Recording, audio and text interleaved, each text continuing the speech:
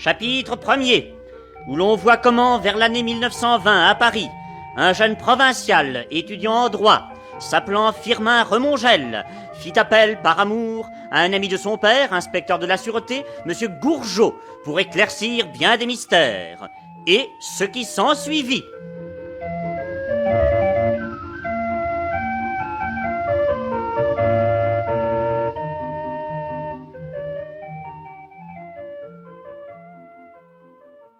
Donne le kirsch, Mathilde. Oui. Ce jeune homme a bien mérité un petit verre. Un doigt seulement, madame, un doigt. Voilà. Monsieur Remongel, résumons votre affaire. Avant-hier, dans la nuit, vous êtes réveillé par un cri de femme poussé sous vos fenêtres. Oui. Ensuite, vous entendez une cavalcade de gens, puis plus rien. Hier soir, vers minuit, rentrant chez vous, vous apercevez dans les petites rues avoisinant votre domicile une douzaine d'individus se livrant par petits groupes à des activités incompréhensibles. Oui. Votre quartier de Belleville étant mal famé, vous soupçonnez qu'il s'agit d'une bande d'apaches. Un peu plus d'une heure après, vous entendez de nouveau sous vos fenêtres un cri de femme et une cavalcade de gens. Oui. Le calme revenu, vous descendez dans la rue et vous découvrez sur le trottoir une jeune femme évanouie. Vous l'emportez dans votre chambre. Oui. Vous apprenez que cette personne s'appelle Rose, vous jugez qu'elle a de bonnes manières et de l'élégance, et tout en lui portant vos soins, vous vous étonnez de la blessure en croix qui marque son épaule. Oui. Oui, c'est en effet une blessure coutumière dans la pègre. Ensuite, elle refuse l'hospitalité prolongée que vous lui proposez. Oui. Alors, vous lui proposez de la raccompagner. Il est à ce moment-là aux environs de 3 heures du matin. Elle vous conduit d'abord à une boutique de fontes et métaux, toute proche de chez vous, et malgré l'heure, on ne tarde pas à lui ouvrir. Au vieillard empressé qui l'accueille, elle réclame impérativement son chapeau. Oui. Un chapeau très chic. Oui, très chic. Après quoi, vous vous dirigez vers les boulevards extérieurs pour y chercher un taxi-auto. Un fiacre. Ah oui, c'est juste, un fiacre. Oui, vous en trouvez un, non sans avoir attendu. La caisse est branlante, le cheval boiteux, le cocher usé. Rose vous fait dire à cet homme qu'il la conduise à l'Arc de Triomphe, elle vous emprunte 10 francs et vous remercie. Oui. Vous vous retrouvez seul, ne sachant rien du tout, sinon que cette inconnue est charmante. Oui. En retournant à votre domicile, là où vous aviez trouvé Rose, sur le trottoir, sous vos fenêtres, vous apercevez à la lueur du bec de gaz 2 hommes inquiets qui semblent chercher quelque chose. Oui. Ou quelqu'un. L'un a l'air d'un apache, l'autre d'un homme du monde. En les observant depuis chez vous, vous remarquez que le premier remet au second une sorte de grosse enveloppe qui vraisemblablement renferme des papiers très précieux. Vraisemblablement, oui. Le lendemain, en fin de matinée, vous allez reconnaître la boutique de fontes et métaux et vous apprenez qu'elle est mise en location depuis le matin. Oui. En outre, que les marchandises et le mobilier ont été déménagés. Oui. Vous prévenez la concierge que vous viendrez visiter en compagnie. Puis, vous pensez au vieil ami Gourgeot pour débrouiller tout ça. Oui. Et me voilà. Oui. Eh bien, monsieur Remongel, je vous dirais que je ne suis pas mécontent que Mathilde soit restée avec nous. Ah, oui, c'est la seule femme de la Terre qui ne soit pas bavarde, et je ne connais personne parmi tous mes collègues de la Sûreté qui ait ses dispositions pour le métier. Ah, que penses-tu de cette histoire, Mathilde? Quand vous êtes allé avec cette dame devant le petit magasin et qu'elle a demandé son chapeau, vous n'avez pas remarqué s'il y avait quelque chose dans la boutique? Ou si elle était vide? Ah non, j'ai pas pu voir, il faisait trop sombre. Vous avez bien fait d'attendre pour la visite. Demain matin, j'irai vous voir sur le coup de 8 heures. Ce n'est pas trop tôt? Oh non. C'est moi qui vais m'occuper de cela, parce que M. Gourgeot a pour le moment un petit travail qui lui prend toute la journée. Et puis on s'occupera de retrouver le cocher qui a conduit cette dame. Elle vous embouche un coin, hein? Taisez-vous donc, M. Gourgeot. Oh. Mais je vous demande pardon, M. Remongel. Vous allez avoir des frais. Il ne faudrait pas que ça vous entraîne trop loin. Oh non, mais j'ai de l'argent de côté. Puis indépendamment de ce que m'envoie mon père, j'ai à moi un certain nombre de titres qui me viennent de mon grand-père maternel. Je vous demande pardon, je sais que vous avez de quoi. Mais vous n'êtes peut-être pas disposé à vous lancer dans des dépenses simplement pour tirer au clair cette petite histoire-là. Si. Je tiens à faire tous les frais qu'il faudra. Oui.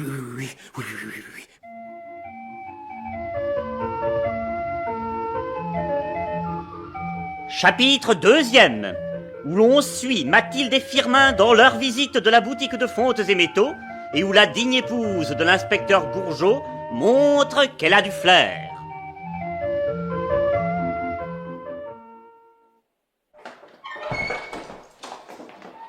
Qu'il fait noir.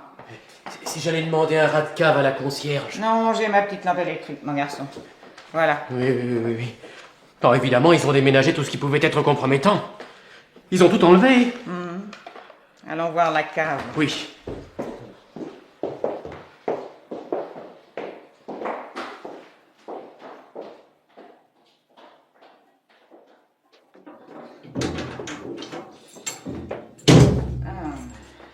Ils n'ont peut-être pas tout enlevé.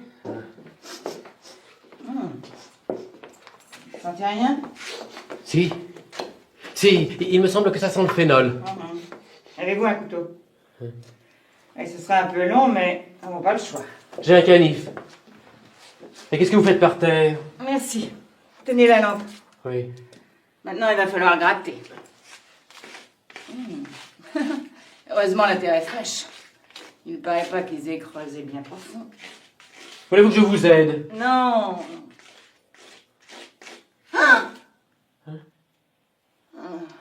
C'est le bras. Là, par là, le bras va s'amincissant. Oui.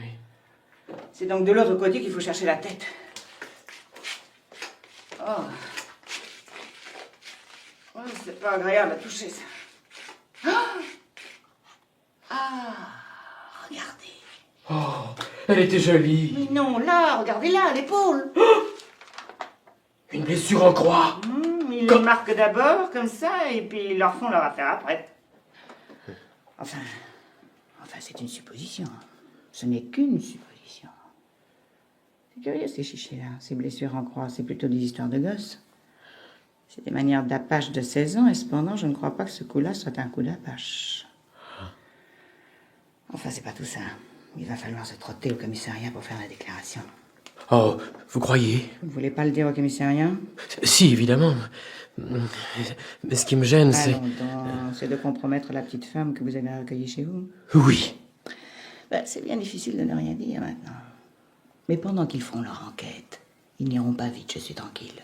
Nous procéderons tout doucement à la nôtre. Nous avons des petits détails que nous garderons pour nous tout seuls. Puis j'engagerai le commissaire à demander M. Gourgeot, chef de la sûreté, pour suivre l'affaire. Oh oui. Allons. La lumière faiblit. Nous en avons juste assez pour remonter. Avancez. Oui.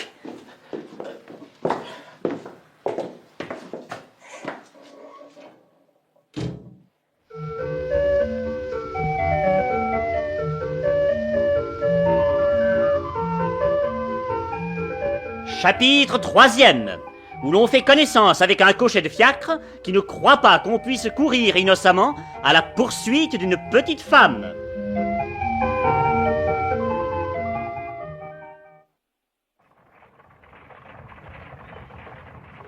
Alors, monsieur Remongel.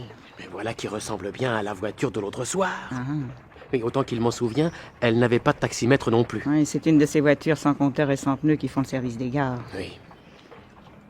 Eh ben, on trouve difficilement à qui parler ici. Ah, tenez. Voilà le vieux que j'ai aperçu ce matin en venant me renseigner. C'est bien lui. C'est bien vous qui, avant-hier soir, avez chargé un client? Une jeune dame, sur le coup de 3 heures du matin, au coin du boulevard extérieur et de la rue Oberkampf. Oui. Une dame qui vous a demandé de la conduire dans le quartier de l'Étoile. Et qui vous a donné 10 francs. Oui. Ben, j'étais avec elle, si vous voulez vous rappeler. Monsieur qui est là tient énormément à retrouver la petite femme que vous avez conduite. Oui. Il y a une pièce de 20 francs à gagner pour vous. Oui. Oh, c'est pas des affaires qui me plaisent, moi, ça. Y a-t-il rien d'autre là-dessous qu'une histoire de poule? Puisqu'on vous affirme que c'est simplement pour retrouver la petite femme. Oui, Oui, mais c'est qu'il est tantôt 1 heure, puis il y a un train 2 heures à la gare d'Austerlitz. Le temps d'y aller, de pas se trouver en trop mauvaise place pour l'arrivée du train. On vous donnera 40 sous de plus. C'est ce que vous gagnerez à aller à la gare. Oh, il s'entend à traire la vache, ce vieux-là. Ah non, et puis, reprenez votre pièce. Mais non. Allons. C'est pour rire ce que dit madame. Dites-nous un peu où vous avez conduit cette jeune femme. Oui, ma foi. On est donc allé du côté de l'Arc de Triomphe, puisque cette personne avait dit de l'emmener là. Quoi. On n'allait pas vite, rapport à la boiterie de ma bête. Puis en arrivant au boulevard des Batignolles, j'entends cette petite dame-là qui se penche à la portière. Cocher, qu'elle me dit, vous irez pas jusqu'à l'Étoile. Vous m'arrêterez boulevard de Courcelles. Oui. Attends, je me rappelle plus le numéro, mais je le trouverai à la maison, vous inquiétez pas. 50 pas avant d'y être, voilà qu'elle m'appelle encore un coup. Cochet qu'elle fait. M'arrêtez pas où je vous ai dit, allez plus loin. Je sais pas si c'est une idée, mais il me semblait qu'elle parlait en soufflant. Oui, comme si elle avait peur. Moi, j'ai rien dit, mais en passant devant le numéro qu'elle avait dit d'abord, je vois 3 personnes qui étaient devant la porte. 2 messieurs assez grands, et puis une dame qui paraissait plus grande encore que les messieurs. Alors, je continue, et puis tout au commencement de l'avenue Hoche, elle me tape au carreau. Alors, ma foi, moi, je me suis arrêté, elle l'est descendue, elle m'a remis les 10 francs qui étaient convenus. Puis sur le trottoir, elle avait l'air toute perdue. Je me dis à un moment, là, la cause pas rentrer à cause peut-être ben des personnes qui sont devant la maison. Puis ma foi, ensuite, je me suis dit que ça me regardait pas du tout. Puis enfin, j'ai Eh bien, on va prendre votre voiture au tarif. Vous nous conduirez jusqu'au boulevard de Courcelles pour nous faire voir cette maison. Oui. En passant devant, vous la montrerez, sans trop avoir l'air, du bout de votre fouet.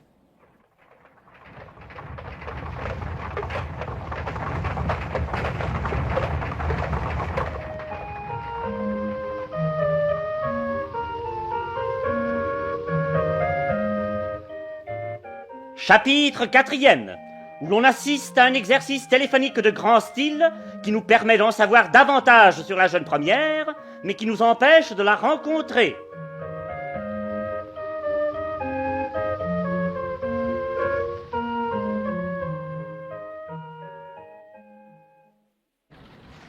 Entrons là, il y a le téléphone. On va pouvoir parler au concierge de la belle maison qu'on vient de nous montrer. Et comme ça, si on ne réussit pas, comme il n'aura pas vu notre tête, on ne sera pas brûlé dans la maison et on pourra essayer quelque chose d'autre. On va se servir de leur appareil à ces bonnes gens du café. Venez donc avec moi, monsieur Romongel. Je vous suis.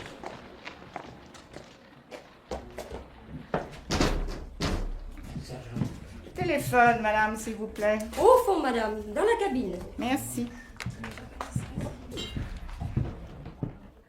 Prenez l'autre récepteur. Attention. Allô? Allô, madame la concierge? Oui, c'est bien moi. On vous parle des magasins du printemps.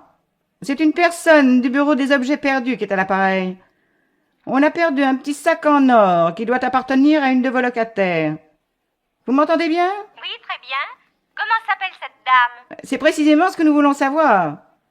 Un de nos inspecteurs a vu tomber le petit sac des mains d'une dame. Il s'est précipité à la suite de cette personne, mais il a été séparé d'elle par la foule. Devant la porte, le chasseur à qui il a donné le signalement de cette dame lui a dit qu'elle était montée dans un taxi auto en donnant l'adresse de chez vous. Une autre dame qui était avec elle lui a dit « Tu rentres déjà, Rose ?» C'est comme ça que nous avons su qu'elle s'appelait Rose et qu'elle habitait dans votre maison. Alors, nous voudrions savoir son nom pour lui envoyer son sac. C'est que je ne vois pas qui s'appelle Rose dans la maison. Je connais pas le nom de toutes les dames. Mais si vous voulez, je vais m'informer et je vous donnerai un coup de téléphone. Non, non, parce que notre bureau va fermer. Mais on passera chez vous tout à l'heure et vous pourrez dire le nom à la personne qui viendra. Oh, attendez!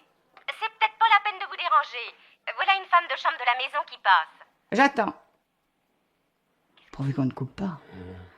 Il n'aurait qu'à demander le printemps. Hein. Allô? On reparle. Oui. Allô? Allô, vous êtes toujours là, mademoiselle du printemps?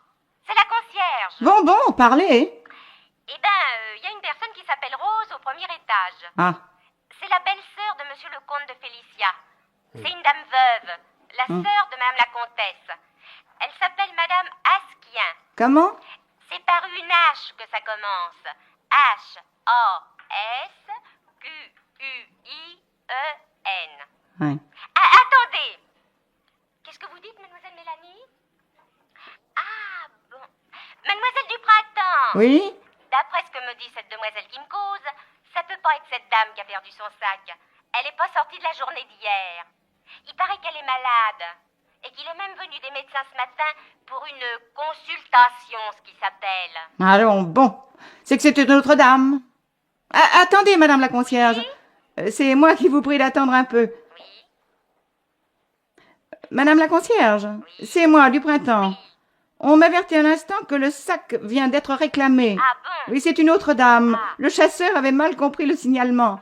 Au revoir, madame. Au revoir. Et toutes mes excuses pour vous avoir dérangé. Oh, de rien, madame, il n'y a aucun dérangement. Ben, jamais mieux liquider cette histoire du sac perdu. Autrement, cette brave concierge se serait cru obligée de faire une enquête dans la maison. Maintenant, il ne s'agit plus que de trouver un plan pour compléter mes renseignements. Eh ben, dites donc, je l'ai vue, la petite dame. La petite dame. Eh oui, elle n'est pas bien portante, la pauvre. Comment le savez-vous? Oh, ben, c'est pas malin, ça. Là, à peine 5 minutes qu'on est venu la chercher dans une belle automobile d'ambulance. Moi, je l'ai bien reconnue. J'étais là que je prenais un verre tranquillement au comptoir, quand tout d'un coup, qu'est-ce que je vois par la vitre? Une automobile d'ambulance que s'arrête justement devant le numéro en question. Oh, c'est vraiment pas de veine. C'est sûrement pendant le coup de téléphone. Et cette pauvre concierge elle-même n'y a vu que du feu. Vous n'avez pas pu savoir où se trouvait cette maison de santé où l'on a probablement conduit cette dame? Mais j'ai le nom de la rue et puis le numéro. Oui, c'est à Neuilly. 211 boulevard du Château. 211 boulevard Oui, du Château. 211 boulevard du Château. Montez dans ma voiture, moi je vous y mets dans 5 minutes. Puis ça vaut ben un bon pourboire, ça. J'ai fait parler le chauffeur de l'auto. C'est lui qui m'a donné l'adresse. Oui. Comment était la jeune dame? Est-ce qu'elle vous a paru très malade? Oh, ma foi, très malade, c'est pas le mot. Elle marchait bien toute seule pourtant, mais quant à dire qu'elle n'était pas là, ça elle l'était. Hein? C'est une personne que doit souffrir des nerfs, ça. Bon, alors, on embarque pour Neuilly? Non, non, nous ne pouvons pas y aller maintenant. Ben, où donc faut vous conduire alors, messieurs, dames? Nous restons dans le quartier. Oh, bon, oh, ben, ma foi, puisque c'est comme ça. Ça, donc, hein. Avant d'aller à la maison de santé, je voudrais bien rendre une visite à cette brave concierge. Nous allons aller lui acheter un morceau de tapis. Ah bon? Oui, j'ai mon plan. Prenons un taxi auto. Oh, je vous fais bien des frais. Laissez donc.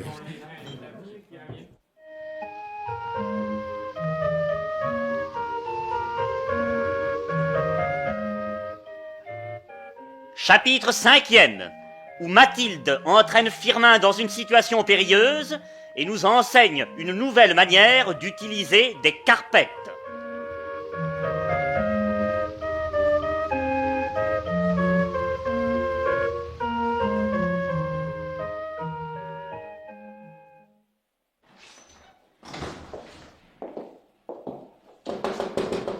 Madame la concierge? Qu'est-ce que c'est? Madame, je suis chargée par ma maison qui s'occupe de tapis d'Orient de vous offrir à titre gracieux cette petite carpette qui nous vient du Turkestan.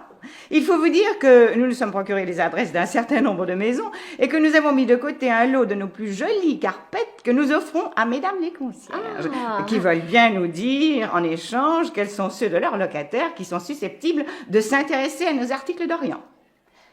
Vous voyez ?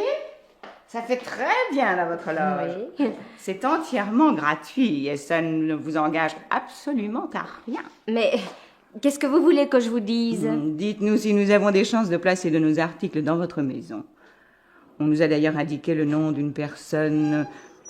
Est-ce que ce n'est pas ici qu'habite le comte de Félicia? Oui, c'est ici même, au premier. Eh bien, nous allons y monter. Ah, c'est que vous ne trouverez aucun des maîtres en ce moment. Monsieur le comte est en voyage depuis 15 jours. Tant qu'à madame, elle est allée dans une maison de santé pour conduire sa sœur. Mais je sais cela, mais la personne qui nous a envoyé nous a dit que madame la comtesse rentrerait le plus tôt possible, aussitôt que sa sœur serait installée là-bas. Eh ben alors, vous n'avez qu'à monter. Vous trouverez les domestiques en attendant les maîtres. Merci beaucoup.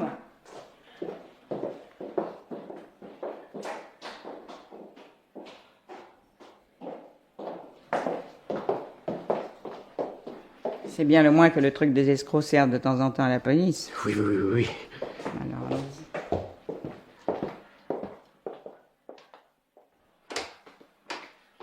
Vous désirez? Madame de Percieux a eu la bonté de nous recommander à madame la comtesse de Félicia. Nous savons que madame la comtesse est sortie, mais aussi qu'elle doit rentrer de bonne heure. Ce n'est pas ce qu'a dit madame. Mais c'est ce qu'elle a téléphoné devant nous à madame de Percieux. Elle a dit que nous l'attendions un peu. C'est bien. Vous voudrez bien attendre dans ce salon. Merci.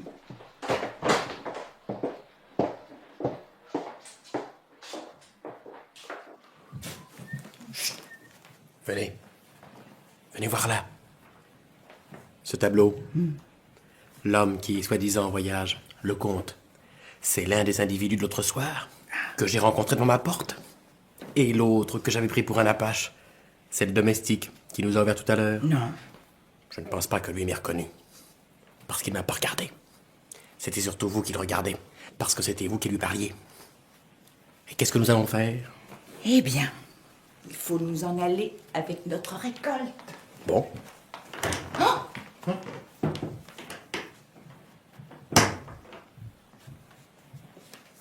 On n'est peut-être pas encore parti. Il vaut mieux rester dans cette pièce et même à tout hasard nous rapprocher un peu de ces fenêtres qui donnent sur le boulevard.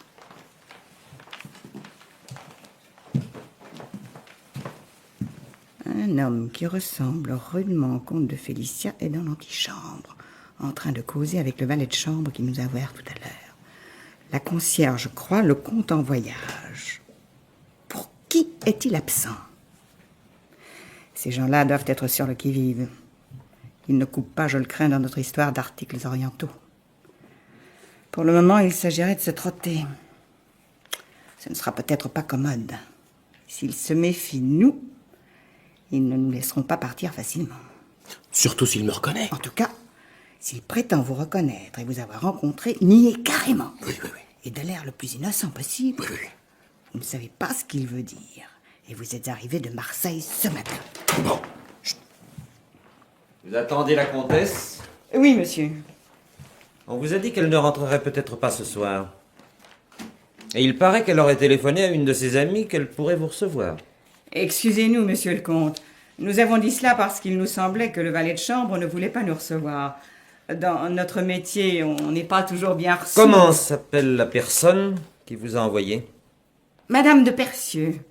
C'est une personne de Marseille qui s'intéresse beaucoup à nous. Parmi les clients qu'elle nous a indiqués, il y avait le nom de la comtesse de Félicia. Nous avons supposé que ces dames se connaissaient. Peut-être Madame de Percieux n'avait le nom de Madame votre dame que par relation.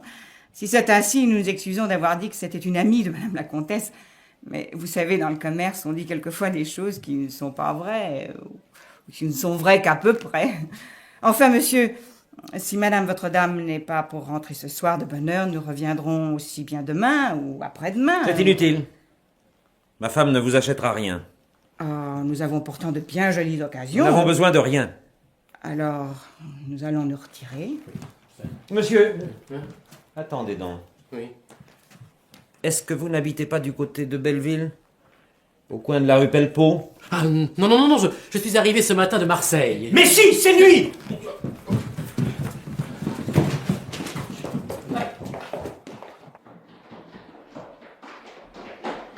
Bah, vous n'attendez pas Madame la Comtesse? Non, elle tarde trop. Savez-vous si monsieur le comte doit rentrer bientôt? Ah bah, je n'ai aucune idée. Il n'est pas rentré cet après-midi? Ah, pour sûr que non, je l'aurais vu passer. Je vais pas bouger de ma loge. Au revoir et merci madame, au revoir.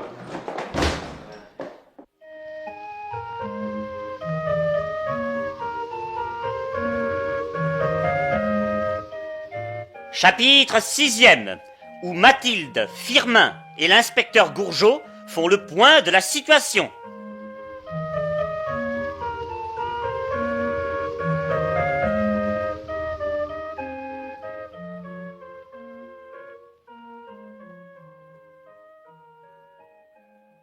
Ah, on va donc travailler ensemble, Mathilde. Oh, mais ça ne va pas se passer à la douce avec moi, hein. Il va falloir trimer. Voyons, où en sommes-nous? Présentement, voici la liste des personnes qui paraissent mêlées à cette affaire. La personne recueillie par M. Remongel, s'appelle Rose, veuve Asquien, et la belle-sœur du comte de Félicia. Le comte de Félicia lui-même, le domestique du comte. En dehors de ça, nous avons 5 personnages dont l'identité est moins bien définie. Le vieillard qui a ouvert à Madame Asquien la boutique de fontes et métaux pour lui rendre son chapeau. La femme morte qui était enterrée dans la cave, une blonde aux cheveux teints. Enfin, les 3 personnes qui faisaient le guet le soir de la rentrée de Rose devant la maison du comte de Félicia. Soit 2 hommes et une femme de grande taille. De taille, semble-t-il, anormale. Oui, en résumé, dans cette affaire-là, nous connaissons 8 personnes. Nous savons que 3 d'entre elles habitent boulevard de Courcelles, dans une maison que nous connaissons. Et nous savons que la bande se réunissait dans la petite boutique de fontes et métaux. Et je connais maintenant la nature des objets, ou tout au moins d'une partie, qui ont été déménagés du magasin. Ah. Il y avait des presses à copier. Je répète ce que m'a dit l'épicière. Je me dis que c'est peut-être aussi des presses à imprimer.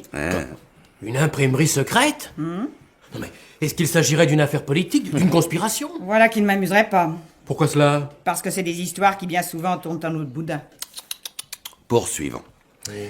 Nous devons supposer que la bande devait avoir dans le même quartier que la boutique un autre lieu de réunion, ce qui justifierait partiellement les va-et-vient nocturnes dont M. Remongel a été le témoin. On va tâchez de dénicher cet endroit.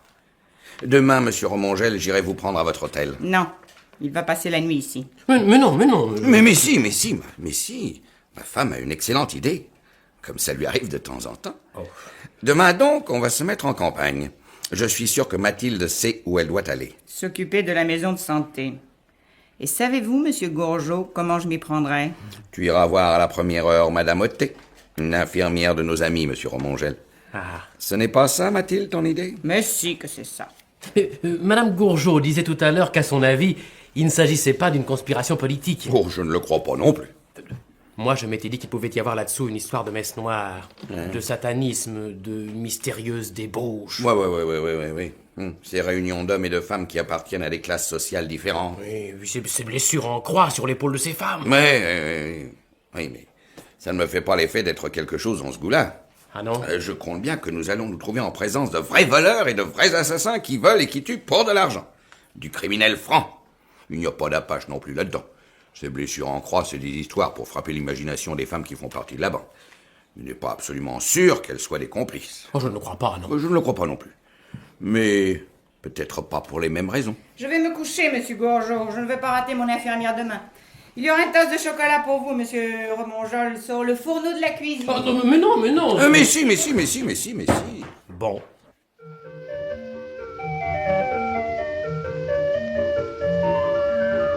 Chapitre 7e, où Firmin et Gourgeot rendent visite à Mathilde dans une maison de santé, on se doute laquelle, où elle a réussi à se faire engager comme infirmière. Révélation surprenante, l'action rebondit. Vous attendez quelqu'un, messieurs? Oui, une infirmière du nom de Madame Gourgeot. Ah, je crois que la voilà, oui. Il n'y a pas de quoi s'amuser, monsieur Gourgeot. Depuis ce matin, j'assiste à des pansements. Ouais. Eh ben, on vient te faire ses adieux. On part ce soir pour Bruxelles. Il y a eu de faux titres vendus là-bas. Ah, bon, voilà qui me soulage d'un grand poids. Oui, monsieur Gourgeot lisait tranquillement son journal quand il a été soudain frappé par cette nouvelle. Des filous ont vendu à la banque Bickert une liasse de faux titres de la Golden Mount du Brésil pour une valeur de 1800 000 francs. Mazette. Mais êtes-vous absolument sûr que ces filous de Bruxelles soient vraiment les gens que nous cherchons? Oh, évidemment, on n'est pas infaillible. Ah. Mais quand monsieur Gourgeot et moi nous tiquons bien ensemble, et chacun de notre côté sur une piste, je puis dire une chose. C'est que ça serait bien étonnant que l'on se mette tous les deux le doigt dans l'œil.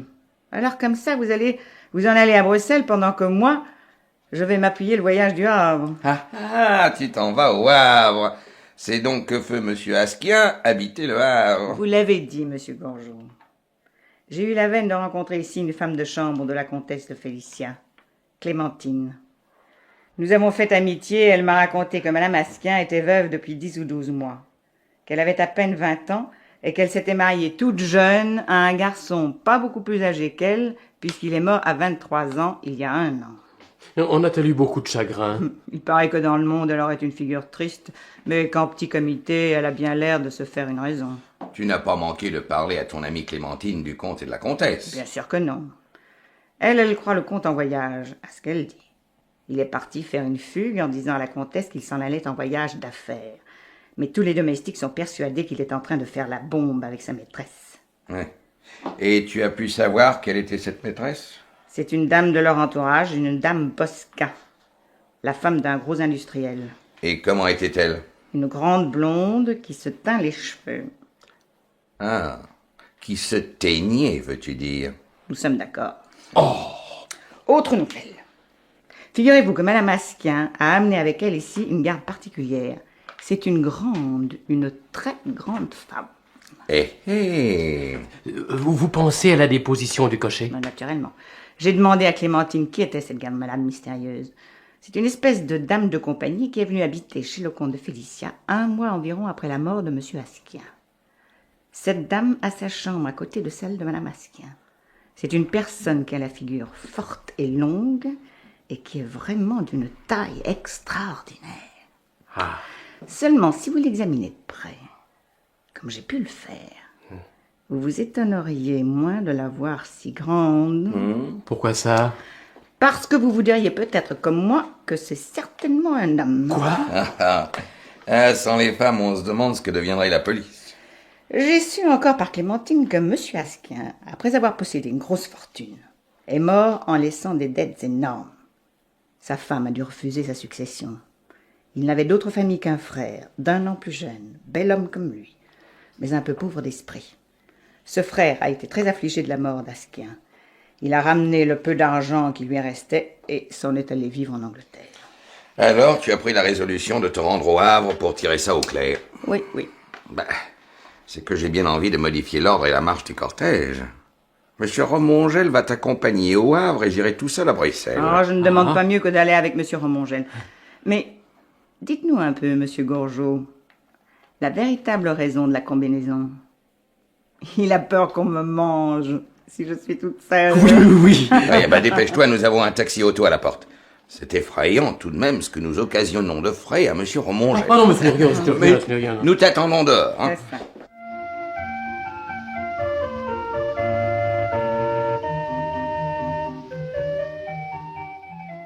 Chapitre 8e, où l'on voit comment, sous prétexte d'acheter la propriété de Monsieur Asquin, située dans les environs du Havre, Mathilde perd son temps à bavarder avec une paysanne, en mangeant du fromage et en buvant du cidre.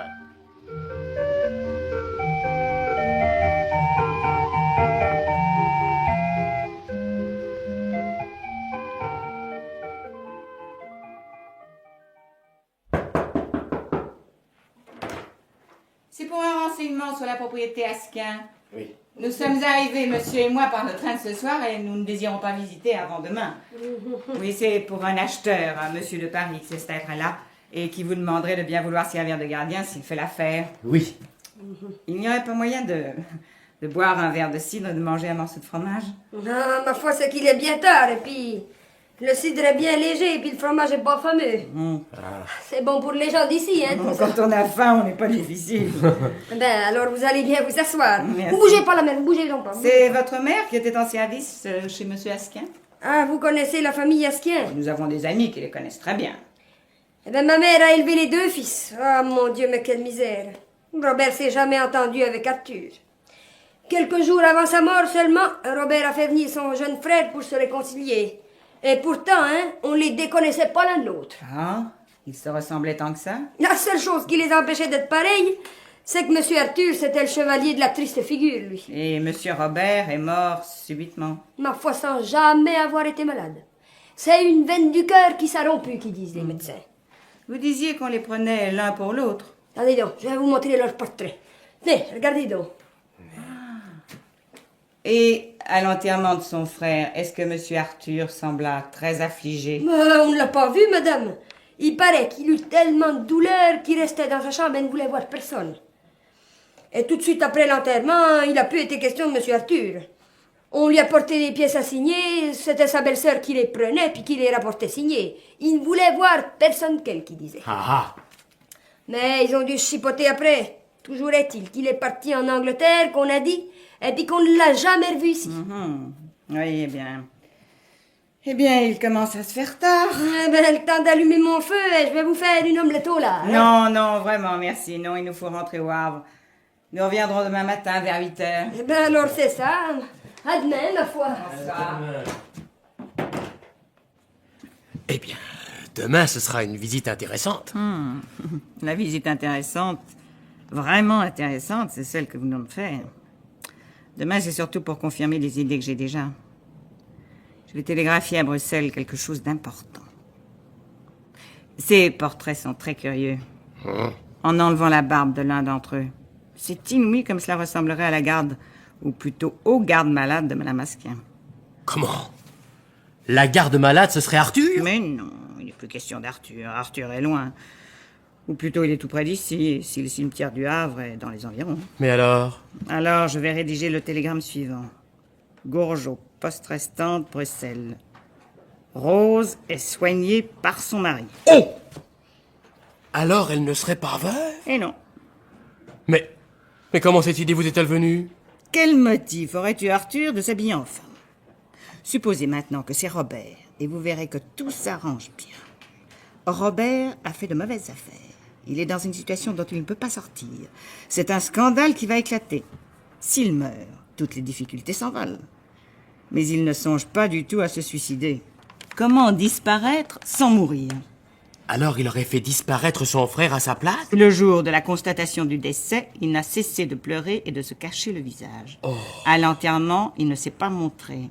Et rappelez-vous aussi qu'il ne recevait personne dans sa chambre. Personne que sa soi-disant belle-sœur, c'est-à-dire sa femme. Mais enfin, se peut-il qu'elle soit complice de cette chose abominable? Tout ce que je puis vous dire, c'est que sa complicité n'apparaît pas nécessaire.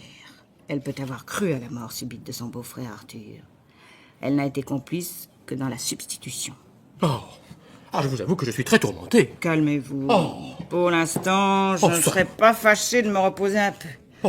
J'ai idée que je vais dormir comme un petit enfant. Ça.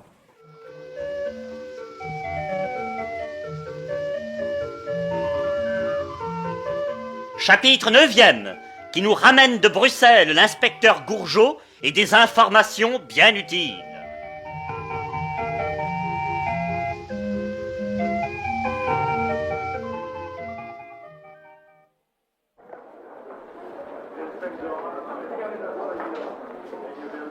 Le train de Bruxelles, c'est bien celui qui vient là. Vous savez pas lire? Si, pardon, merci.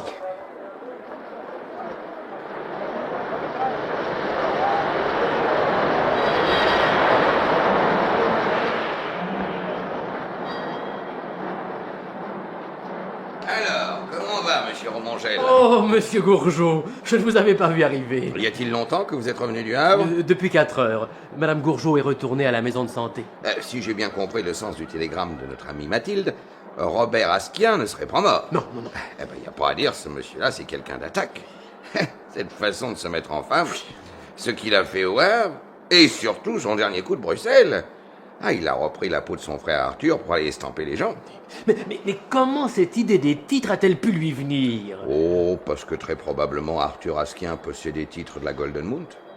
Robert Asquin devait en avoir conservé quelques-uns qui lui ont servi de modèle pour en fabriquer des faux. Oui. Et pour les vendre, il a joué sur la confiance que les amis bruxellois faisaient à son frère. Les anciens amis d'Arthur qu'il avait connu malade se sont montrés ravis même de le trouver changé. Ils ignoraient qu'il s'était changé en Robert. Vous êtes un peu étonnant, hein, monsieur Bourgeot. Mais ce qui m'a stupéfié le plus, c'est quand vous avez eu hier l'idée brusque, en lisant votre journal, qu'il y avait quelque chose d'intéressant à la page de la dernière heure. Alors ça, c'est un peu du génie, hein. Non. Dites-vous bien que ce qu'il y a de moins admirable chez les détectives, c'est ce qu'ils font d'inexplicable.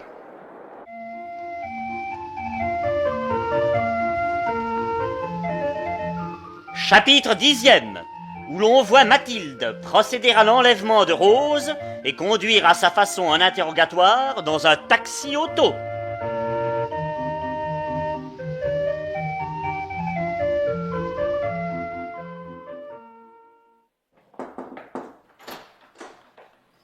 Qu'est-ce que c'est? C'est une commission très pressante pour vous, madame.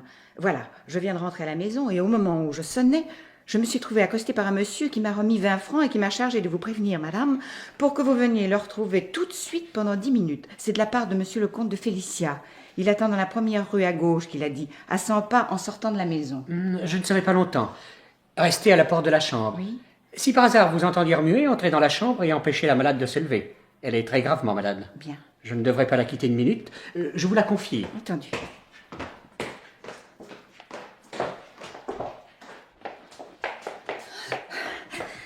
Levez-vous vite, il n'y a pas de temps à perdre. Mais si, levez-vous vite et venez avec moi. Non. Mais je suis une amie. Je viens de la part du jeune homme qui vous a recueilli l'autre soir. Là, vite, ce manteau. Mais oui, couvrez-vous bien. Allez, les bottines maintenant. Dépêchez-vous, je vous en prie. Mais je ne sais pas où sont mes bas. Mettez vos bottines sans vos bas. Là, suivez-moi, vite.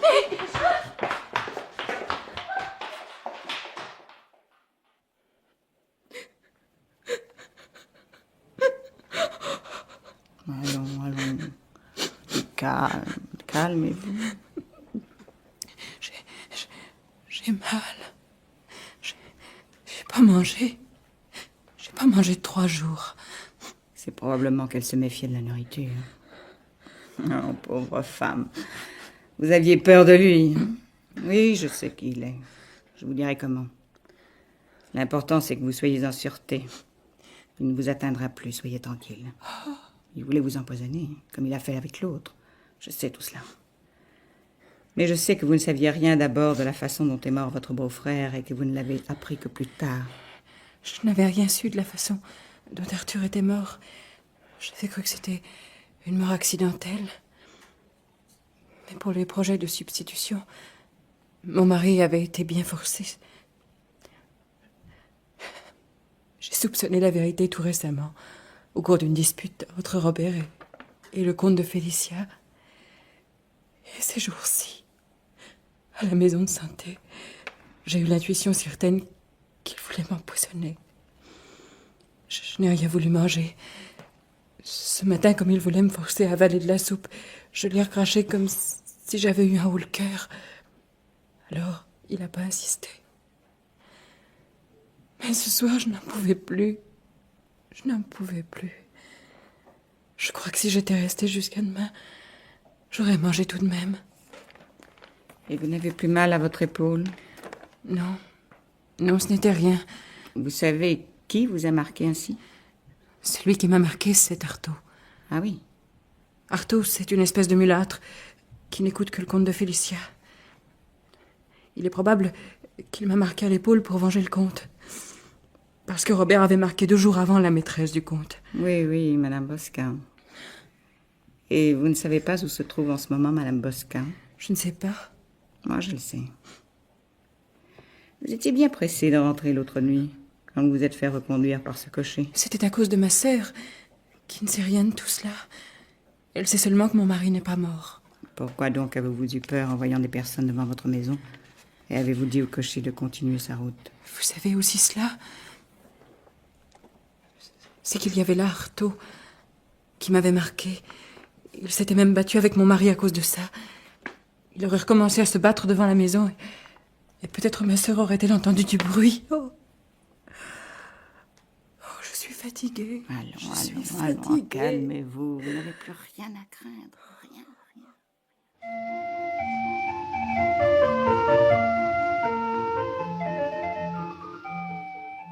Chapitre 11e, où l'on voit comment, après avoir veillé sur le sommeil de sa bien-aimée, Firmin, profitant de l'absence des Gourgeot, se livre à son instinct.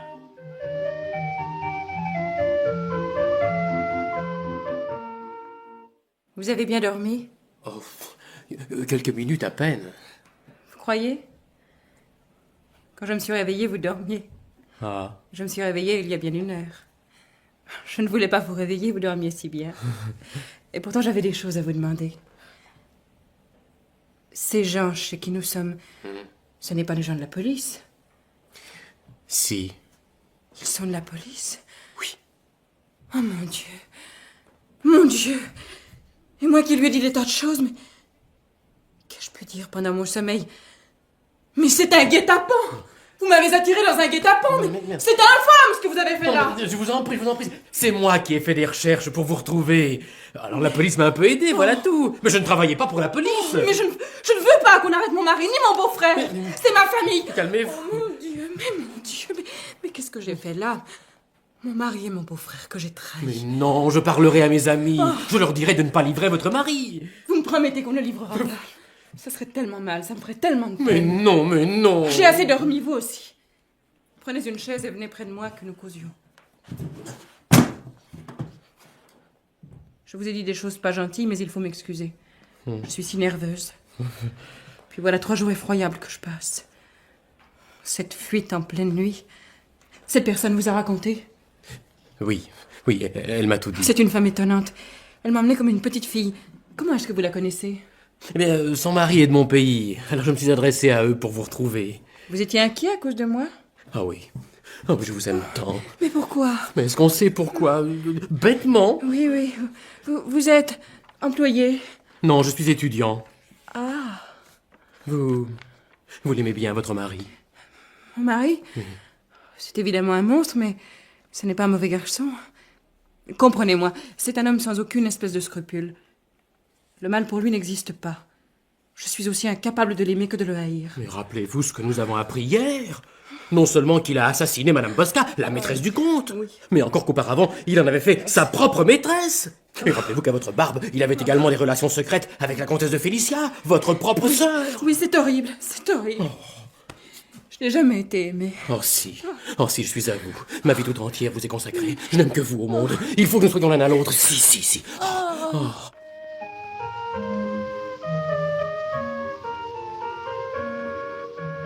Chapitre 12e, où l'on assiste, non sans émotion, au dernier acte de la lutte contre les malfaiteurs, mené de main de maître par Mathilde et l'inspecteur Gourgeot, ne formant à eux deux qu'un seul être.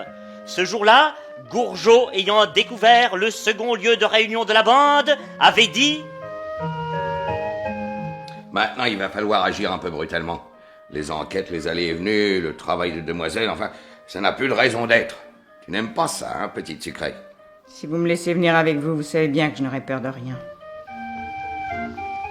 Et Mathilde, juste avant que son mari et elle s'introduisent subrepticement dans le repère des malfaiteurs, dit simplement à Gourgeot « Embrasse-moi. » la tutoyant par exception. Puis, ils entrèrent.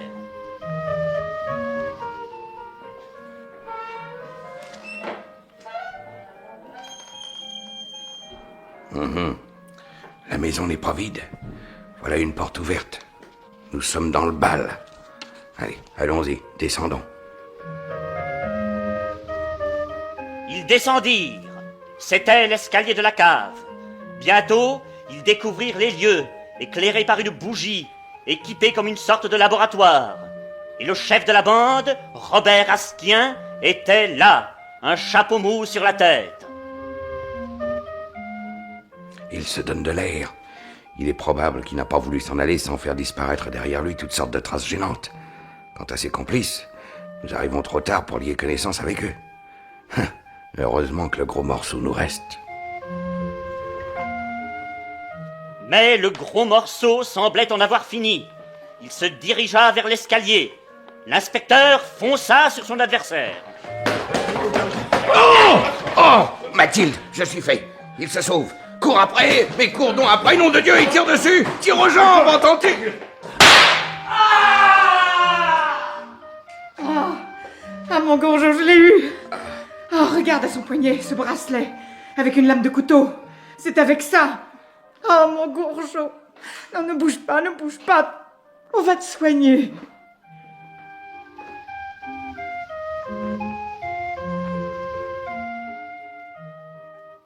Chapitre 13 et dernier, où Mathilde accorde à Firmin un douloureux entretien dans la salle d'attente de l'hôpital Tenon.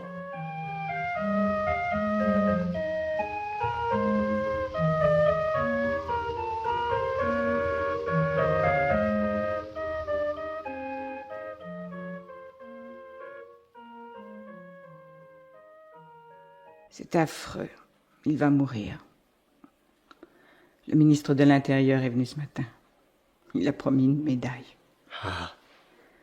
Le chef de la sûreté a demandé qu'on n'ébruite pas l'affaire. Le frère du comte de Félicia est député. C'est drôle, voyez-vous, monsieur Remongel, nous qui savions tant de choses, nous ne savions pas ça. Eh non. Il paraît qu'ils sont si effrayés du scandale que ça peut faire sortir qu'ils vont traiter ça comme des secrets de gouvernement. Une affaire politique, quoi. Ils vont l'étouffer. En attendant, ils vont envoyer quelqu'un à la recherche de ce comte de Félicia. Mais on pourrait vous charger de retrouver le comte. D'abord, je ne veux pas quitter mon malade. Si je le quitte, c'est qu'il m'aura quitté, monsieur Remongel. Alors je ne tarderai pas à le rejoindre. Oh, madame. Voyez-vous, ce métier ne m'intéressait que parce que c'était le sien. Tout ce que je voyais ne m'intéressait que pour lui raconter. Au revoir, monsieur Firmin. Je vais retourner près de lui. Il avait l'air de dormir. Quand il ferme les yeux, je me demande toujours s'il les rouvrira. Vous voyez, rien ne m'intéresse plus. Ce n'est qu'en vous voyant que je pense à vous demander ce qu'il y a de nouveau pour vous. Vous avez retrouvé la petite dame? Oui. Vous êtes heureux, monsieur Firmin. N'ayez pas honte. Ce n'est pas votre bonheur qui m'en a pris du mien. Je vous souhaite d'être heureux autant que je l'ai été. Mais plus longtemps tout de même. Beaucoup plus longtemps.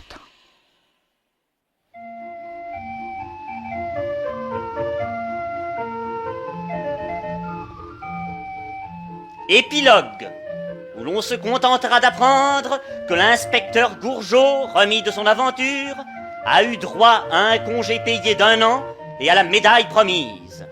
Quant à Rose et Firmin, ils filent le parfait amour légal. Rose n'a pas essayé d'oublier les effroyables événements de sa vie, mais elle y a parfaitement réussi. Et Mathilde, eh bien, elle est revenue à ses mitaines. Ah, mais qu'est-ce que c'est justement cette histoire de mitaines? Ah, ça, Tristan Bernard ne nous l'a pas dit.